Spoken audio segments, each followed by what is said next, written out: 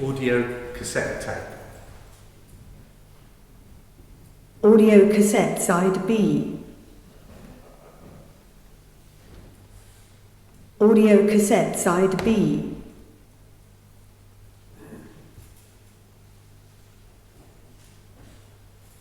Audio cassette side B.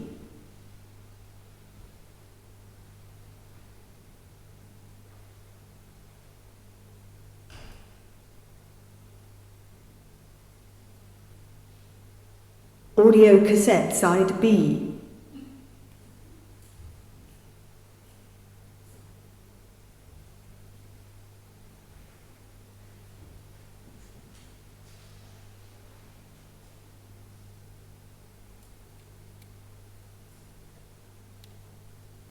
Audio cassette side B. The origins of the compact audio cassette date back some 13.7 billion years to the birth of the universe. The elements from which cassettes are constructed were created by fusion reactions in the cores of dying stars and distributed across the universe by supernova explosions as these stars collapsed. Some of this matter formed planets, like our own planet Earth, which was created by the accretion of gas, ice and dust approximately 4.5 billion years ago. 2.5 billion years later, bands of iron were laid down in sedimentary rocks, forming the ore from which one of the principal elements of the compact audio cassette is produced, ferric oxide. This is the magnetic material on which the cassette tape preserves its recordings of sound. The base onto which this coating is applied, a polyester-type plastic film, is derived from oil, the oldest deposits of which were created approximately 500 million years ago from the accumulation of dead plant matter and marine organisms on sea and lake beds.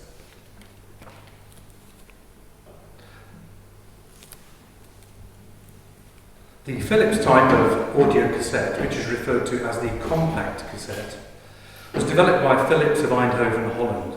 This is the most prevalent type of cassette and is produced under a cost-free license by a large number of companies. Physical details of the Philips cassette are as follows.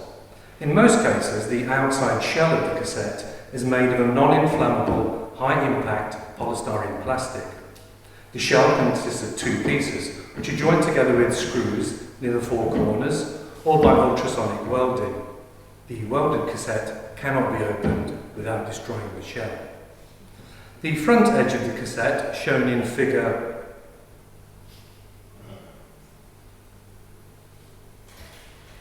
A, has 5 holes which serve the following functions. Holes A and B are for pinch rollers, usually solenoid activated, which enter the cassette and engage capstans which are directed into holes A' and E' when the cassette is inserted into the transport. Holes B and D are used for BOT, beginning of tape, /EOT, end of tape, optical sensing, and hole B for an erase head where one is used. Hole C is used for the record and or read head. The side view, figure B, shows the location of the pressure pad F. There is no general agreement about the need for a pressure pad. Some transports require a pad, while others are unable to use a cassette with a pad. The back edge of the cassette, figure C, has 2 U-shaped cuts in the shell, which enclose areas that can be punched out to allow read-only operation. The tape is wound on 2 flangeless hubs within the cassette. These hubs are loosely fit in order to allow for easy engagement of the tape supply and take-up drive shafts. A hub usually has provisions for fastening the tape leader to its outer surface. Rollers are provided for tape guidance. There are several configurations for these rollers. In one model, they are spring-loaded in order to fix their position in the cassette, and the tape contacting surface is convex-shaped to keep the tape centered on its roller surface. In another, the rollers are free to move between the cassette shells, and the important tape guidance is performed closer to the head. Some writers have claimed that when the compact cassette was released by Philips in 1963, it was sold and promoted primarily as a tool for dictation. In the beginning was the Word.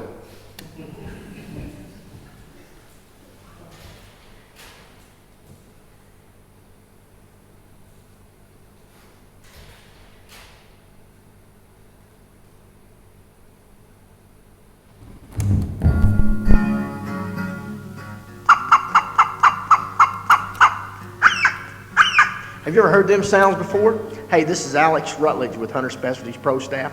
I'm here to talk to you about squirrel hunting. This is something that I was brought up doing in the Ozarks as a kid, doing with my father, my brothers, and my uncles. This is a sport that you too can take your child or your best friend and communicate and call squirrels. In the next few minutes, I'm going to explain to you how to use the HS squirrel call. There's 4 major sounds that squirrels will make. One is the red squirrel barks, the gray squirrel barks, the chatter, and the squeal. Let me explain to you why the squirrel call really works. There's a maternal instinct within all animals. That's why they respond to the barks, the squeals, and the chatters. Salute to Vinyl.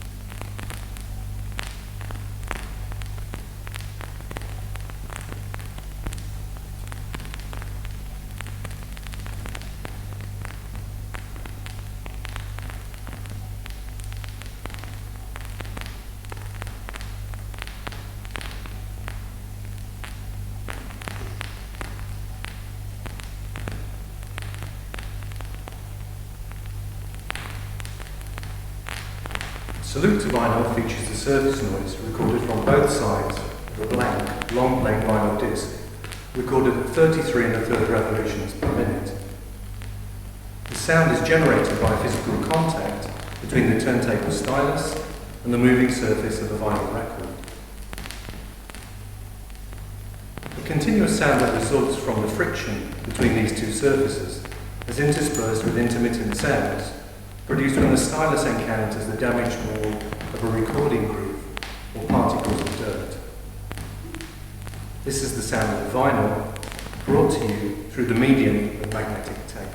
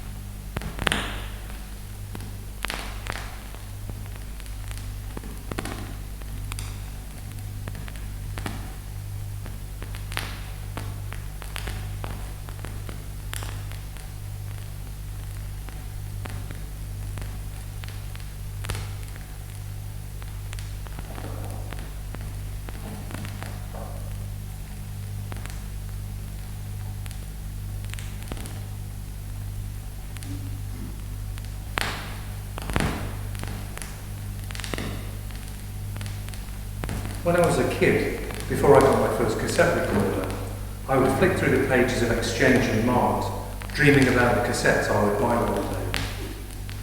I noticed that a number of the more affordable cassettes had titles that began with Salute to or Sounds like, and it was explained to me that this signified the music wasn't being performed by the original artist. These were recordings by a sound-alike, not the real thing, fake. But of course, when we listen to a recording, we're never really listening to the real thing. It's the recording that's the real thing. And when we listen to a recording, we're not just listening to music, singing, or the spoken word. We're also listening to the medium, to the technology itself.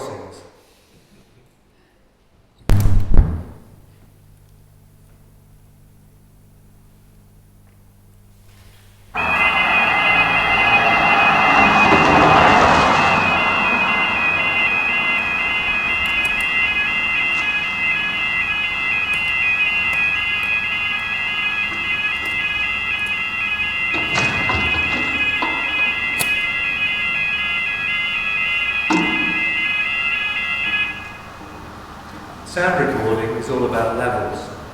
To record something at too low a level, and the signal to noise ratio becomes a problem. Too much tape is. Record at too high a level, and the sound distorts, over-modulation.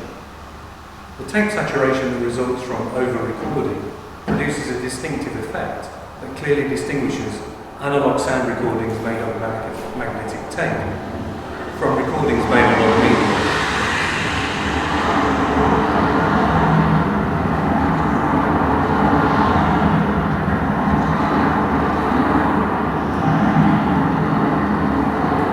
While distortion is usually thought about in relation to the sound being recorded, we might also think about it as the sound of the cassette medium itself, a sounding of the oxides that coat the polyester tape inside the cassette shell, and a sounding of the electrical circuits within the cassette player.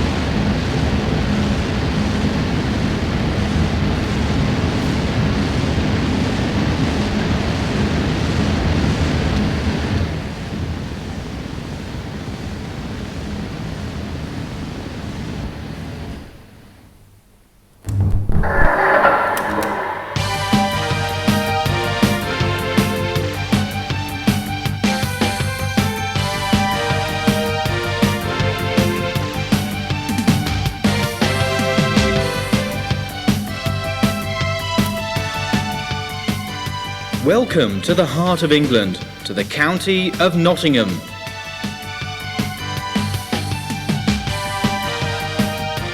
This driving tour helps you to explore the splendours of North Nottinghamshire, the picturesque villages and hamlets, the stately homes of the Dukeries, the peaceful and ancient woodlands of Sherwood Forest, the open spaces of the Trent Valley, and the busy market towns like Worksop.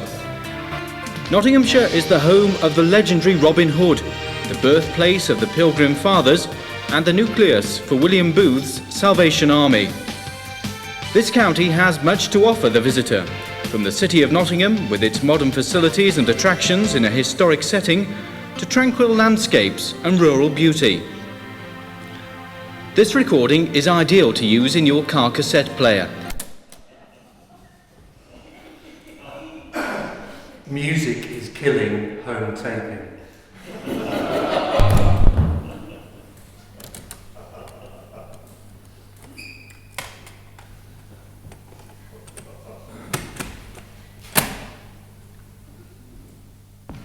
I don't know, it seems to be right. I'm hoping it's working, but I don't know. I don't know, it's just says there's nothing on the tape at all. And should have been afraid about what I was old. On the woodpecker said, God bless my soul.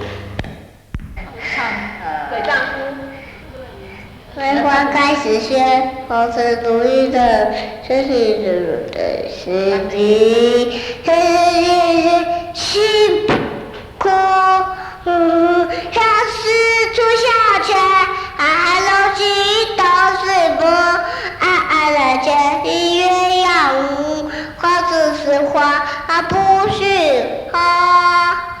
噔噔哒哒哒哒哒，哒哒哒哒哒。要是初夏天，楼梯都是梦，暗了天，一夜耀武，花出是花，不是花。 In 1981, the British phonographic industry launched an anti-piracy campaign with the slogan, "Home taping is killing music." The campaign set out to discourage consumers from dubbing copyright music onto blank tapes. But if one looks at the history of the cassette tape, it becomes apparent that, in fact, music killed home taping. Back in 1935, before sound recording technology was available for consumer use, the composer and filmmaker Jack Elliott published a manifesto in which he proposed a new art of recorded sound. Elliott thought that sound recording technology would create a new kind of sonic art, one that wasn't made by orchestras or pianos and so on. He argued that this new art would be made with the sounds of the world, and that it could be made by anybody. All they needed was the technology. He wrote, "When good recording apparatus is easily acquired, many people will record simple and everyday sounds which give them pleasure. The next step will be to mould these sound snaps into formal continuity.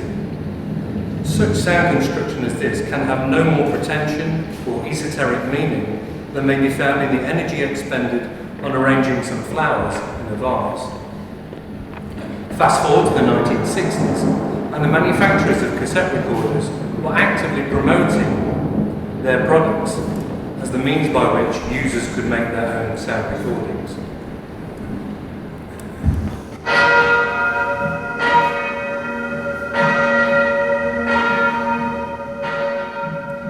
But in reality, music soon came to dominate the use of the new format. By 1965, 2 years after inventing the compact audio cassette, Philips had already begun producing pre-recorded music cassettes. Other companies followed, and by 1967, 72 music labels were releasing their work on cassette. As Cohen Solver, president of Philips Phonographic Industries, put it, quote, "Now the recorder, or at least the playback part of it, has definitely chosen the side of the music industry with the advent of the music cassette." But as the Home Taping is Killing Music campaign demonstrated 2 decades later, even when people did make their own home recordings, these were often dubs of LPs or music recorded from the radio.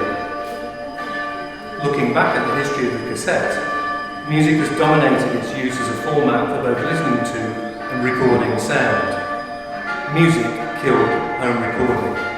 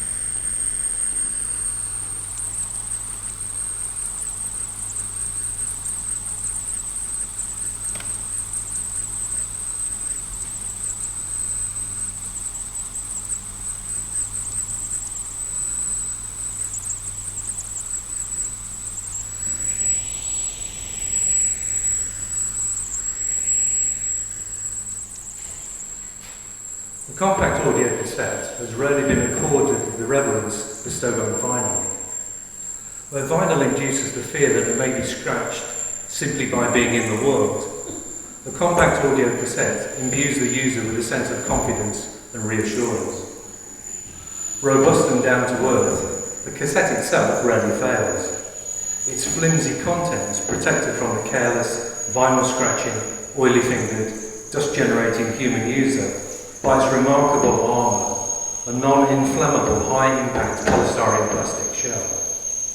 Rather, what usually fails is the cassette player.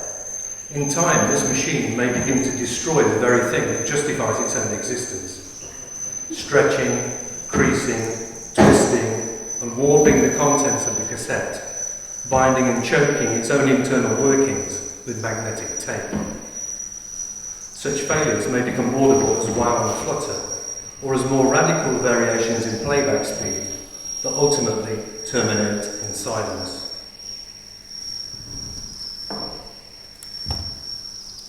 This then is the sound of technology, a sounding of the materiality of the compact audio cassette and the mechanics of cassette tape and playback.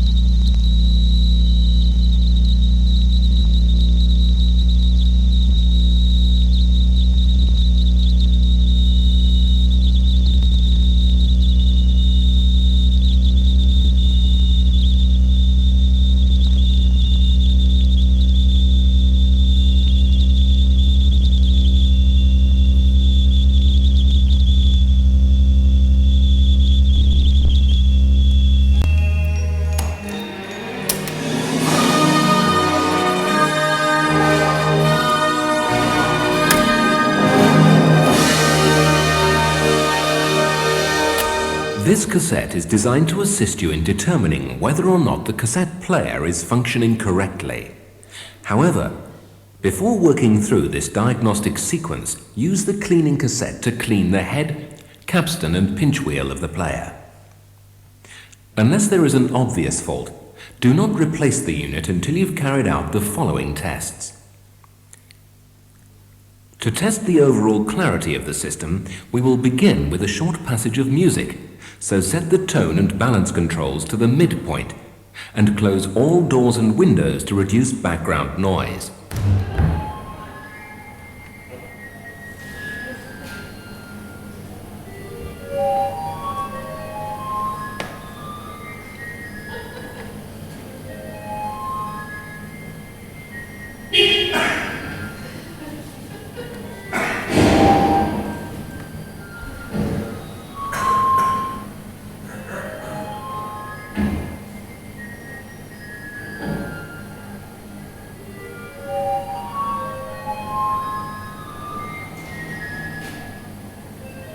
In Shenzhen, Taipei, the daily arrival of the municipal garbage truck is announced by an electronic recording of a maiden's prayer, written by the 19th century composer Tekla Barzewska-Baralovska. Each evening, this melody calls residents from their homes to dispose of their household refuse in the back of a passing garbage truck. Once the distant melody becomes audible, small groups of residents carrying bags of household waste gather in the dark, standing outside apartment blocks and houses, anticipating the imminent arrival of the garbage truck. This daily event provides an opportunity for neighbours to chat, passing the time with one another as they wait for the arrival of the refuse collectors. Then, once the truck has passed and the residents have disposed of their garbage, these groups melt away once again. Most of the compact audio cassettes that have been produced since the format was introduced in 1963 are either already in or shortly destined for landfill.